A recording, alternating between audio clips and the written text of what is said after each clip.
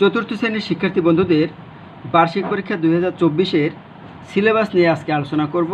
তো তোমাদেরকে আজকে সিলেবাসটা সম্পর্কে ধারণা দেব যে তোমাদের বার্ষিক পরীক্ষা 2024 সালের যে বার্ষিক পরীক্ষা হবে, অর্থাৎ এবছরের যে বার্ষিক পরীক্ষা হবে তার সিলেবাসে কোন কোন তোমাদের 6টি বইয়ের কোন অংশটুকু থাকবে সেটুকু তোমাদের অবশ্যই জানা দরকার।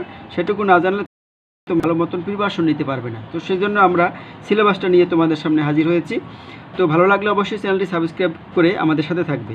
বাংলা বই 70 থেকে 106 পৃষ্ঠা, বাংলা বইয়ের 70 থেকে 106 পৃষ্ঠা এবং এর সাথে এবং দরখাস্ত অর্থাৎ অ্যাপ্লিকেশন থাকবে, সেটা তোমরা বিদ্যালয়ের শিক্ষকদের মাধ্যমে জানবে। গণিত বইয়ের 80 থেকে 160 পৃষ্ঠা, গণিত বইয়ের 80 থেকে 160 পৃষ্ঠা। ইংরেজি বইয়ের থাকবে 62 থেকে 86 পৃষ্ঠা, ইংরেজি বইয়ের 62 থেকে 86 পৃষ্ঠা।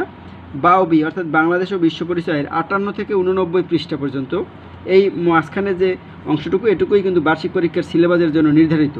বিজ্ঞান বই, প্রাথমিক বিজ্ঞান 62 থেকে 111 পৃষ্ঠার মধ্যে যে অংশটুকু রয়েছে এটুকুই বার্ষিক পরীক্ষার তোমাদের সিলেবাসের মধ্যে অন্তর্ভুক্ত থাকবে। ইসলাম ধর্ম 68 থেকে 89 পৃষ্ঠা, 68 থেকে 89 পৃষ্ঠা এবং হিন্দু ধর্ম 50 থেকে 66 পৃষ্ঠা। তো এখন এই হলো প্রাথমিক শিক্ষা অধিদপ্তর থেকে যে সিলেবাস দেওয়া হয়েছে সেটা কিন্তু এখানে তুলে ধরা হলো।